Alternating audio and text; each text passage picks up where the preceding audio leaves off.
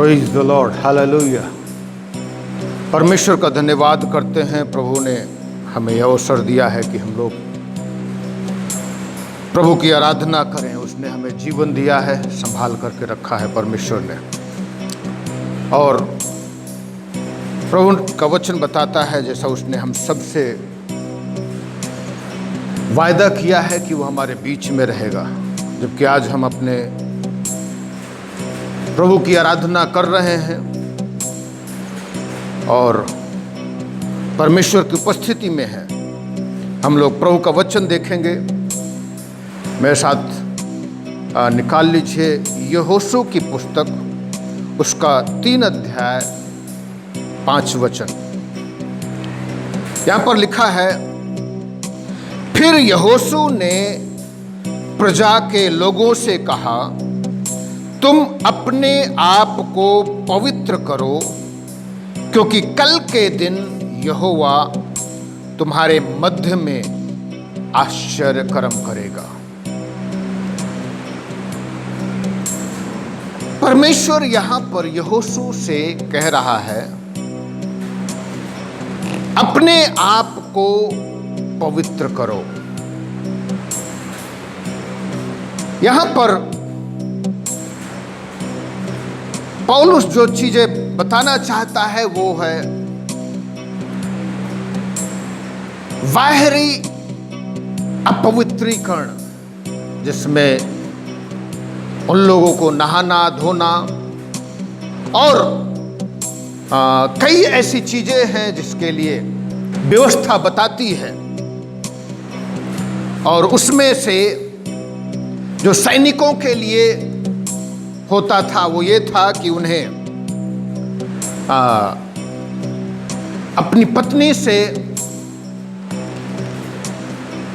2 या 3 दिन के लिए अलग रहना। जैसा कि व्यवस्था के अनुसार प्रचलित था, वैसा यहोशू से परमेश्वर कह रहा है, अपने आप को पवित्र करो। यहां पर जो मैं आपके साथ आज बांटना चाहता हूं, प्रभु का वचन जो मेरा विषय वस्तु है वो है पवित्रता, राइचियसनेस। पवित्रता चंगाई के लिए और छुटकारे के लिए और सफलता के लिए और आश्चर्य कर्म के लिए एक कुंजी की तरह है। पवित्रता हमारे जीवन में ये एक कुंजी की तरह है। कई बार जब हम पाप में होते हैं, परमेश्वर हमारे साथ हमारे जीवन में वो कार्य नहीं कर पाता है जो कार्य प्रभु हमसे हमारे जीवन में करना चाहता है। जब यीशु मसीह के पास लोग एक लकवे के बीमार व्यक्ति को लेकर के आए, मरकुस सुसमाचार में वर्णन है उसका 2 अध्याय में। तो जब उस लकवे के मारे हुए व्यक्ति को लोग लेकर के आए और खपड़ेल को खोला और उस लकवे के मारे हुए व्यक्ति को यीशु मसीह के सामने उतार दिया, छत को खोल करके। यीशु मसीह वहां ये नहीं कहते हैं तू उठ करके चंगा हो जा, क्योंकि यीशु मसीह जान रहे हैं उसका जो मूल घास है, उसका जो मूल कारण है वो है पाप। तो इसलिए यीशु मसीह ने कहा अपने आप को पवित्र करो। यीशु मसीह ने कहा, हे पुत्र तेरे पाप क्षमा हुए।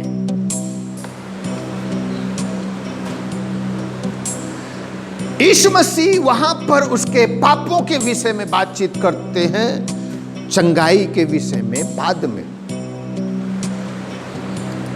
यद्यपि कई लोगों ने ऑब्जेक्शन किया कि क्यों ये व्यक्ति ऐसा बोल रहा है, परंतु यीशु मसीह ने कहा तुम ये जान लो कि परमेश्वर के पुत्र को पाप क्षमा करने का अधिकार है। तो मूल कारण वहां पर उसकी आत्मिक दशा थी, पापमय जीवन था। यहां पर जो यीशु मसीह इस्राएलियों के सामने एक बड़ी समस्या थी, वो था यरदन को पार करना। और यरदन को पार करना के लिए उन्हें उसमें से होकर के जाना है। और यरदन नदी में एक बड़ी बाढ़ है, तूफान है, वो बड़ी बाढ़ है, फ्लड है। तो वो उस बड़े पानी को कैसे क्रॉस कर सकते हैं जबकि बाढ़ आई हुई है? और इस्राएली लोग ऐसी दशा से होकर के गुजरने के लिए तैयार नहीं है,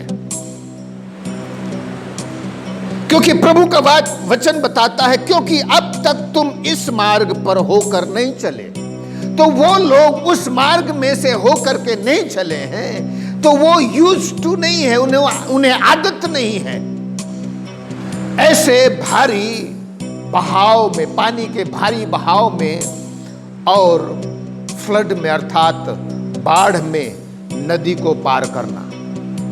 तो उनके पास एक ऐसा ही जरिया है कि उन्हें सीधे सूखे सूखे होकर के गुजरना पड़ेगा।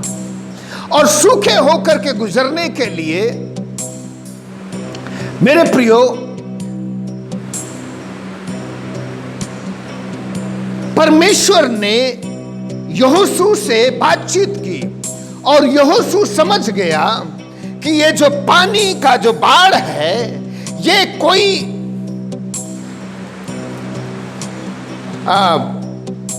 मनुष्य के दिमाग के बस की बात नहीं है। ये ह्यूमन इंजीनियरिंग इसको नहीं ठीक कर सकता है।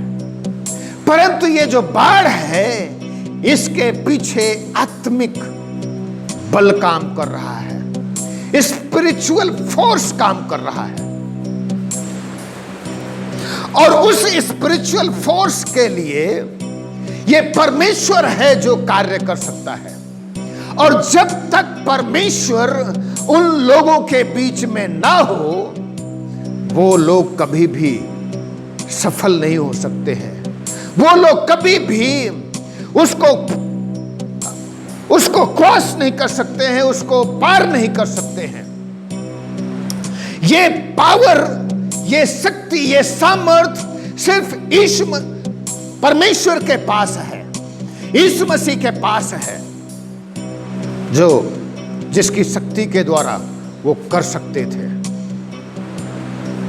परमेश्वर ने लाल समुद्र को 2 भागों में बांट दिया।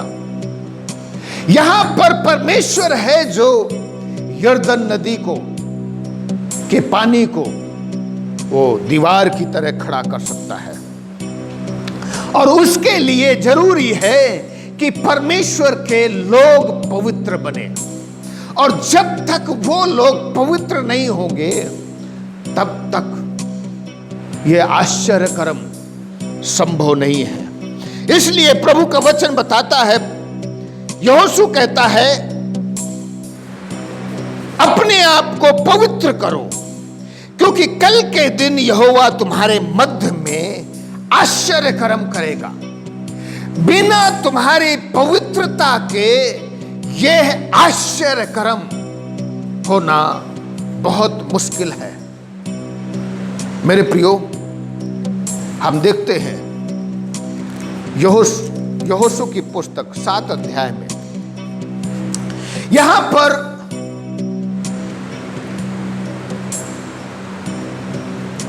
इस्राएली लोग युद्ध कर रहे हैं। उन्होंने यरीहो को जीत लिया था और उन्हें ए नामक एक दूसरा नगर है जिसकी आबादी ज्यादा नहीं है, उसको जीतना है। और उसको जीतने के लिए उन्हें पवित्र होना बहुत जरूरी है। यहोशू 7 अध्याय उसका 13 वचन में लिखा है, उठ प्रजा के लोगों को पवित्र कर, उनसे कह सवेरे तक अपने अपने को पवित्र कर रखो,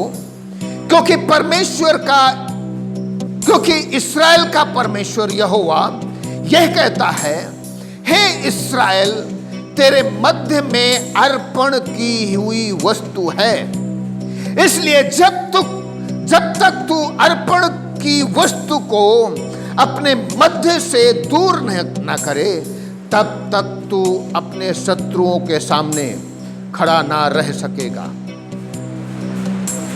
तो यहां पर प्रभु का वचन बताता है, परमेश्वर यहोशू से कह रहा है, अर्पण की हुई वस्तु को अपने बीच से दूर करना है।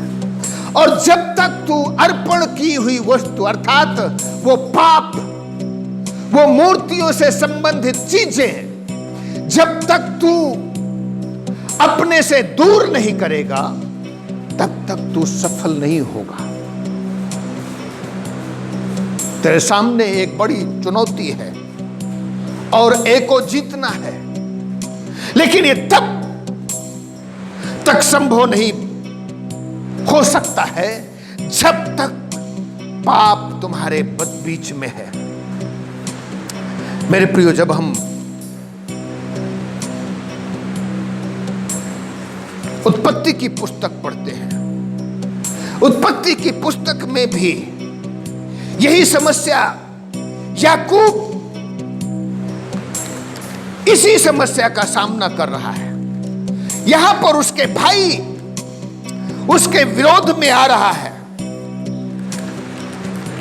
और चूंकि उसका भाई विरोध में आ रहा है, वो घबरा गया, वो डर गया है, और चूंकि वो डरा और सहमा हुआ है,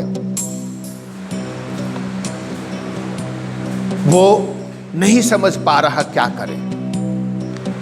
तब उत्पत्ति 35 अध्याय में यहां पर प्रभु का वचन बताता है, तब परमेश्वर ने याकूब से कहा, यहां से निकल कर बेतेल को जा और वहीं रह, और वहां परमेश्वर के लिए वेदी बना, जिसने तुझे उस समय दर्शन दिया जब तू अपने भाई एसाव से डर के भागा जाता था।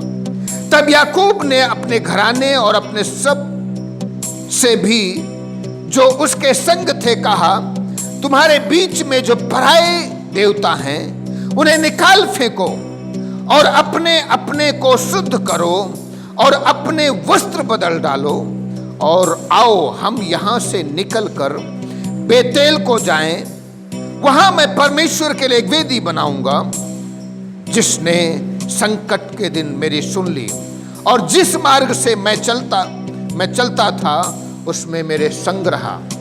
इसलिए जितने पराये देवता उनके पास थे और जितने कुंडल उनके कानों में थे, उन सबों को उन्होंने याकूब को दिया, और उसने उनको उस बांज वृक्ष के नीचे जो शेकेम के पास है गाड़ दिया। तो मेरे प्रियो, यहां पर उसके सामने चुनौती यह है कि उसे कनानियों के बीच में रहना है, और कनानियों के बीच में अभी जो समस्या खड़ी हो गई थी उनके बीच में, वो ये थी मेरे प्रियो कि उन्होंने वहां के लोगों ने, शकेम के लोगों ने उसकी बेटी को भ्रष्ट किया था, और उसके बेटी को भ्रष्ट करने के कारण याकूब के 2 बेटों ने शकेम के लोगों को घात किया था। इसलिए ये याकूब इस समय डरा हुआ है, सहमा हुआ है कि चारों तरफ के लोग कहीं एका न करें और मुझ पर आक्रमण कर दें। इसलिए परमेश्वर ने उससे कहा, अपने आप को पवित्र करो। तो पवित्रता ही सारी सफलता की और सारे आश्चर्य कर्म की कुंजी है। मेरे प्रियो, कलीसिया को इस समय सोचने की जरूरत है। कलीसिया को इस समय अपने आप को पवित्र करने की जरूरत है। कलीसिया बिना पवित्रता के सामना नहीं कर सकती है। कलीसिया के पास बहुत सारी चुनौतियां हैं। कलीसिया के पास अपनी आंतरिक चुनौती है और बाहरी चुनौती है। आंतरिक चुनौती यह है कि शैतान कलीसिया में फूट डाल करके रखा है। कलीसिया में विरोध है। इस समय तमाम कलीसियाएं हैं, जो कुछ कलीसियाएं जो अपने आप को धर्मी ठहराती हैं,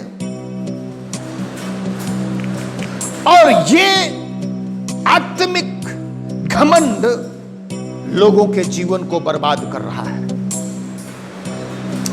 कई लोगों के पास ये आत्मिक घमंड इसलिए है, उन्हें लगता है वो उनके पास हायरार्की है। जैसे इस्राएलियों के पास ये घमंड हुआ करता था।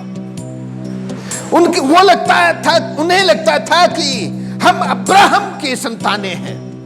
यीशु मसीह से कहा, हम किसी के दास नहीं रहे, क्योंकि हम अब्राहम की संतानें हैं। तो कई कलीसियाओं को लगता है वो उनके पास हायरार्की है,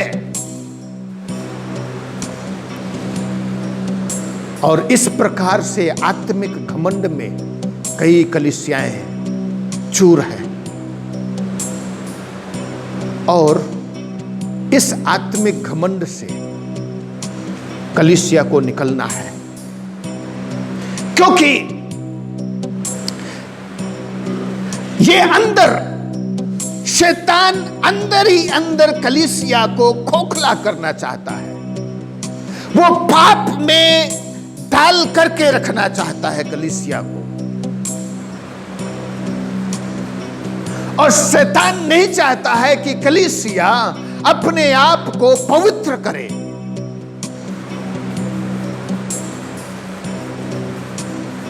तो यह आत्मिक घमंड और पूर्वजों से मसीही होने का घमंड, और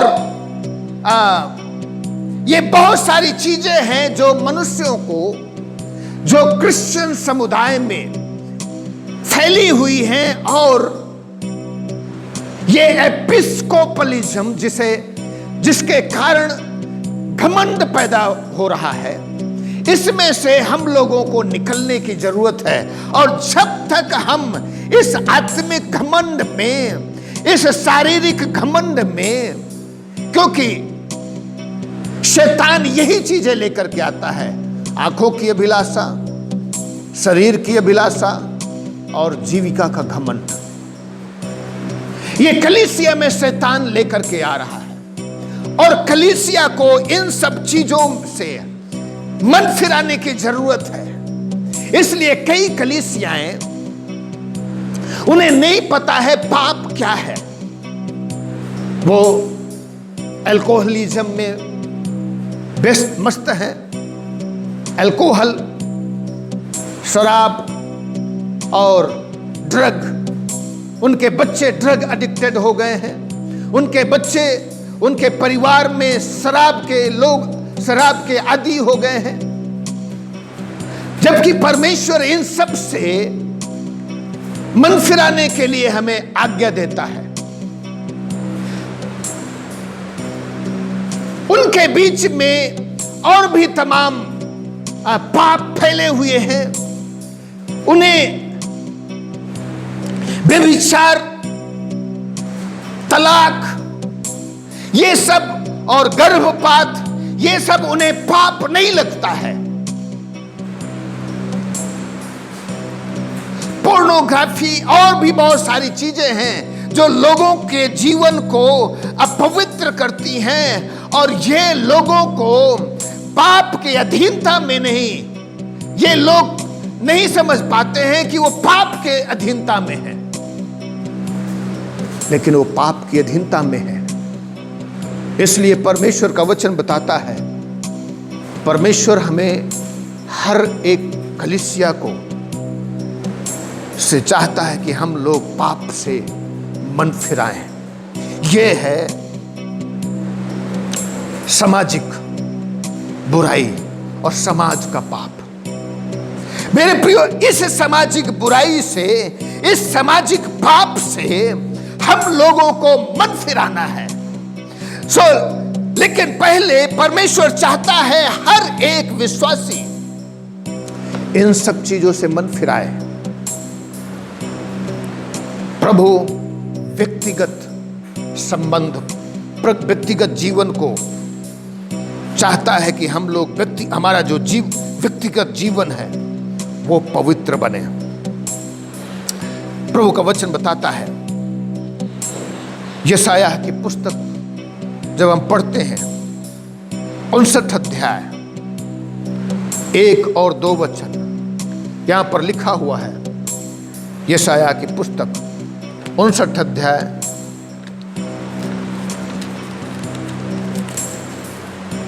1 और 2 वचन।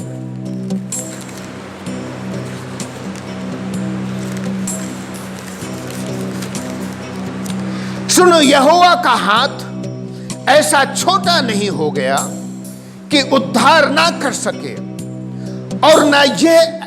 और ना वो ऐसा बहरा हो गया है कि सुन ना सके, परंतु तुम्हारे अधर्म के कामों ने तुमको तुम्हारे परमेश्वर से अलग कर दिया है, और तुम्हारे पापों के कारण उसका मुंह तुमसे ऐसा छिप गया है कि वो नहीं सुनता है।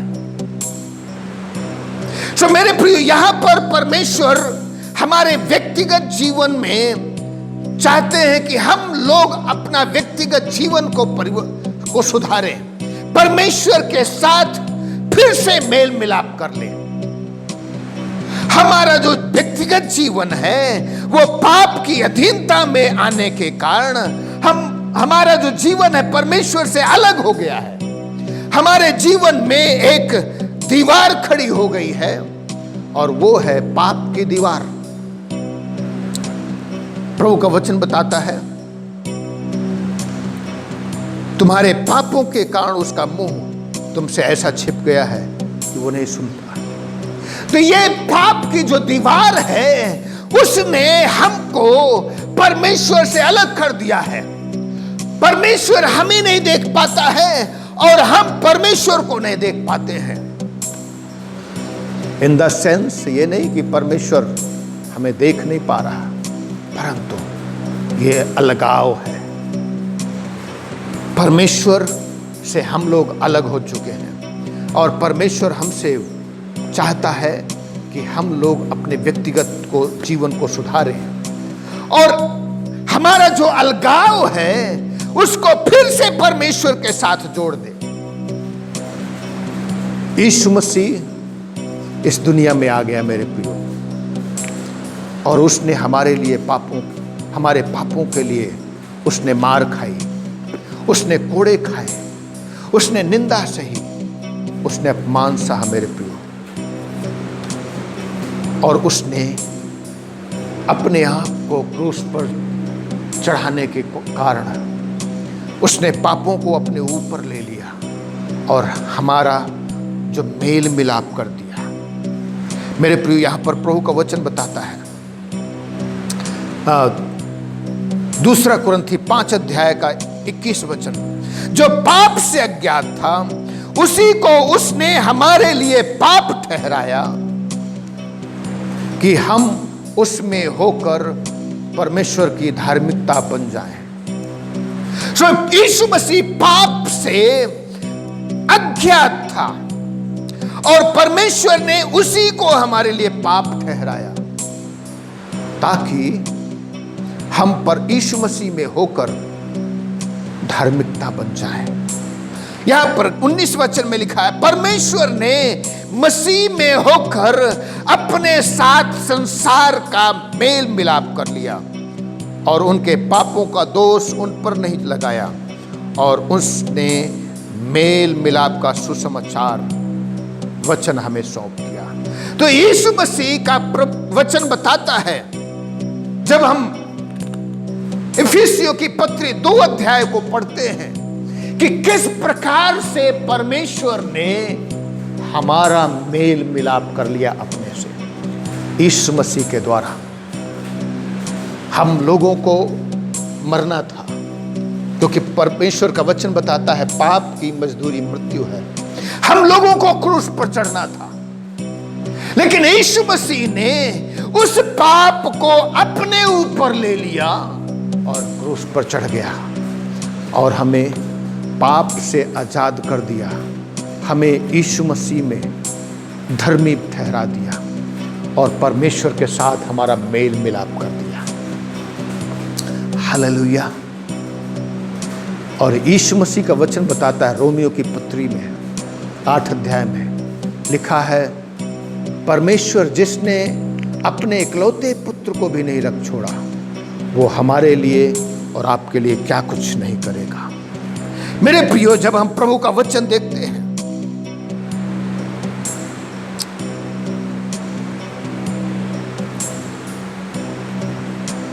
प्रेरितों के काम 2 अध्याय वहां 38 वचन में लिखा है, पतरस ने कहा, मन फिराओ और अपने अपने पापों से पश्चाताप करो। मेरे प्रियो, जब हम पाप से मुंह मोड़ लेते हैं, वही हमारे जीवन में असफलता शुरू होती है। जब हम साउल के विषय में देखते हैं, साउल ने पाप से मुंह मोड़ लिया, उससे परमेश्वर से मुंह मोड़ लिया, जबकि परमेश्वर का वचन बताता है, शमूएल ने उससे कहा, तूने जो कार्य किया है वो परमेश्वर की नजर में पाप है। शाऊल कहता है,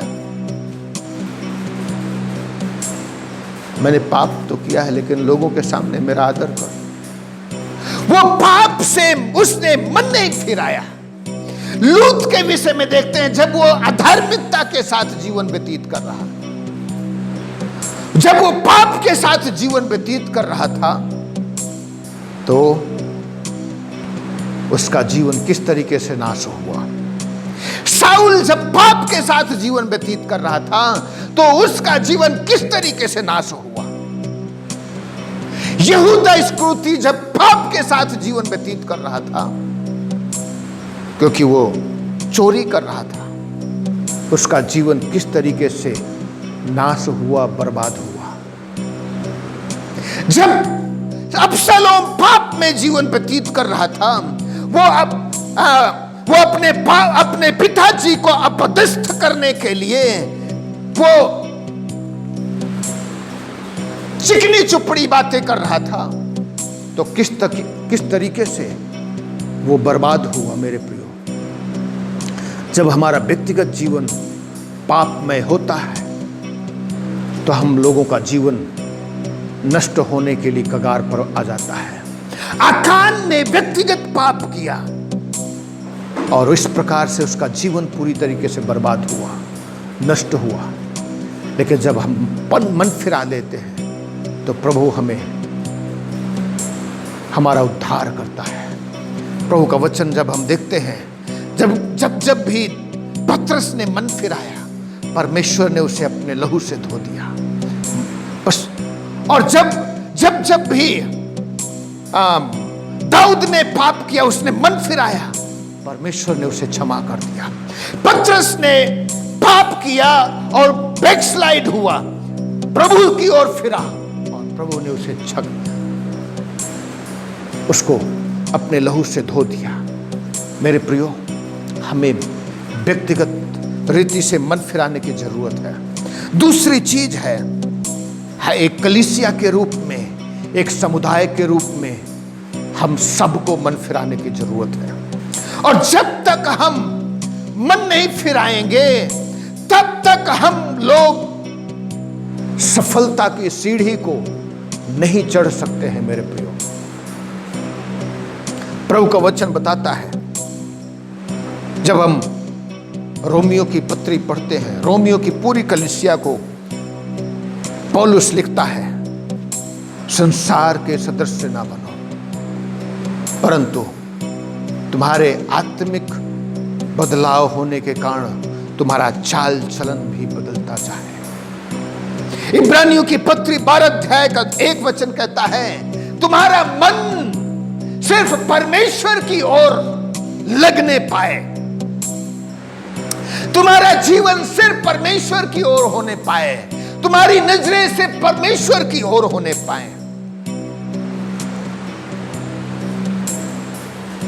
दूसरा कुरिन्थी 6 अध्याय 17 और 18 वचन बताता है। दूसरा कुरिन्थी 6 अध्याय और 17 और 18 वचन में लिखा हुआ है, इसलिए प्रभु कहता है, उनके बीच में से निकलो और अलग रहो और अशुद्ध वस्तु को मत छुओ, तो मैं तुम्हें ग्रहण करूंगा।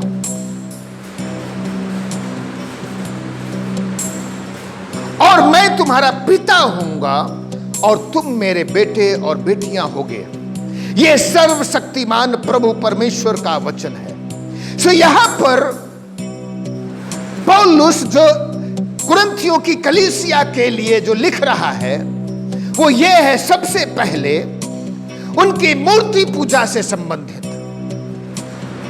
मूर्तियों, 16 वचन में मूर्तियों के साथ परमेश्वर के मंदिर का क्या संबंध, और जो यहां पर वचन प्रभु का सेवक बता रहा है, वो यशायाह 52 का 11 वचन को कोट कर रहा है। यशायाह 52 का 11 वचन, यहां पर लिखा हुआ है, दूर हो वहां से निकल जाओ, क्योंकि अशुद्ध वस्तु मत छुओ, उनके बीच से निकल जाओ। हे यहोवा के पात्रों को ढोने वालों, अपने आप को शुद्ध करो, क्योंकि तुमको उतावली से निकलना नहीं और ना भागते हुए चलना पड़ेगा, क्योंकि यहोवा तुम्हारे आगे आगे अगुवाई करता हुआ चलेगा। इस्राएल का परमेश्वर तुम्हारे पीछे भी रक्षा करता चलेगा। तो यहां पर परमेश्वर तुम्हारी रक्षा करेगा, परमेश्वर तुम्हारी हिफाजत करेगा। 11 और 12 वचन यशायाह की पुस्तक, आगे भी रक्षा हिफाजत करेगा, पीछे भी रक्षा हिफाजत करेगा, लेकिन वो तब जब हम हर तरीके की मूर्ति पूजा, अशुद्धता और अपवित्रता, व्यभिचार, लुचपन, लीला क्रीड़ा, पियक्कड़पन, इन सब चीजों से जब मन फिरा लेंगे, तो मेरे प्रियो, एक कलीसिया के रूप में परमेश्वर चाहता है कलीसिया मन फिराए। दूसरा इतिहास वहां पर लिखा हुआ है, 7 अध्याय का 14 वचन, यहां पर पूरे इस्राएल के लिए प्रभु का वचन बताता है। 7 अध्याय का 14 वचन, तब यदि मेरी प्रजा के लोग जो मेरे कहलाते हैं दीन होकर के प्रार्थना करें और मेरे दर्शन के खोजी होकर अपनी बुरी चाल से फिरे, तो मैं स्वर्ग में से होकर सुनकर उनका पाप क्षमा करूंगा और उनके देश को ज्यों का त्यों कर दूंगा। सो यहां पर जो अंग्रेजी शब्द है, I will heal their land, ये पूरे समाज, पूरे इस्राएल के लिए परमेश्वर का वचन बताता है, बुरी चाल से फिरो तो यीशु मसीह तुम्हें चंगा करेगा। जब यहां पर सुलेमान प्रार्थना करता है तो बहुत सारी चीजों के लिए मेरे प्रियो प्रार्थना करता है। यहाँ बंधुआई के लिए भी प्रार्थना करता है। जब वो बंधुआई में चले जाए प्रभु पाप के कारण, तो उन्हें लौटा करके ले आना। यदि बीमार हो जाए, मरी फैले, तो उन्हें चंगा कर देना। तो यहां पर प्रभु का वचन बता रहा है, I will heal their land, मैं उन्हें लौटा भी लाऊंगा, उनके देश को चंगा कर दूंगा, उनके देश को ज्यों का त्यों कर दूंगा, बीमारी से आजादी दूंगा, हर एक समस्या से आजादी दूंगा और उनको प्रॉस्पर करूंगा, उन्हें समृद्धिशाली करूंगा, उनको सफल करूंगा। मेरे प्रियो, सफलता की कुंजी पवित्रीकरण है, चंगाई की कुंजी पवित्रीकरण है, चमत्कार की कुंजी पवित्रीकरण है, सफलता की कुंजी पवित्रीकरण है। यदि आप प्रभु में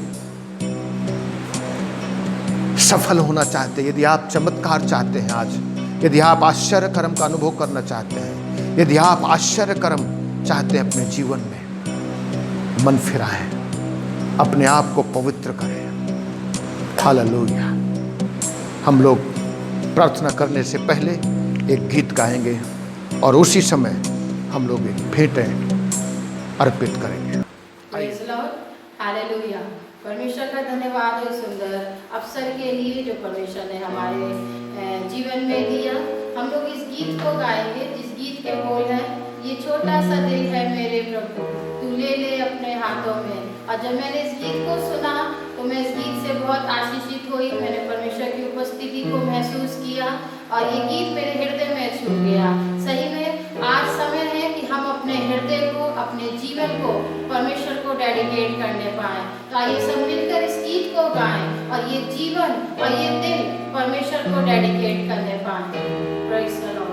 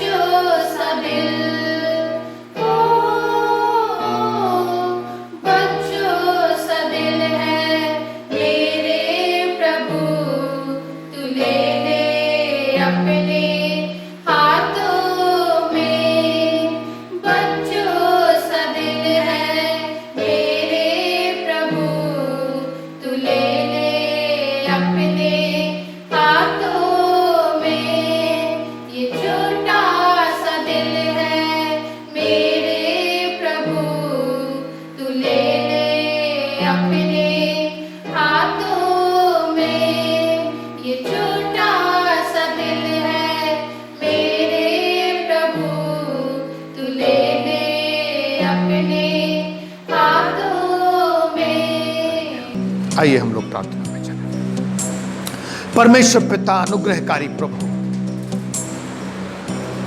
यीशु के नाम से प्रार्थना करता हूं अपने सभी लोगों के लिए जो तेरा वचन सुन रहे हैं। प्रभु तू हर एक से बोल और बातचीत कर।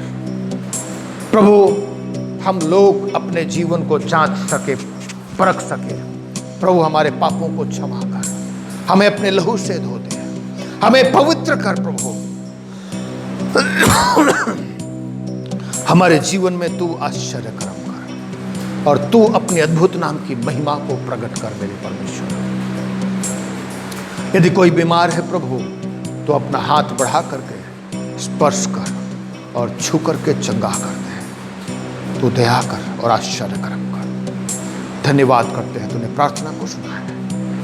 इस विनती प्रार्थना को यीशु के नाम से मांगते हैं, आमीन आमीन। अब हमारे परमेश्वर पिता का प्यार, उसके पुत्र और हमारे उद्धारकर्ता मसीह यीशु का अनुग्रह और पवित्र आत्मा की सहभागिता हम सब विश्वासियों के साथ और इस दुनिया के तमाम विश्वासियों के साथ, तेरे सेवक सेविकाओं के साथ अब से लेकर के आपके दोबारा आगमन तक हम सबके साथ होती रहे। आमीन आमीन। God bless you. प्रभु आशीष दे सबको। जय मसीह की।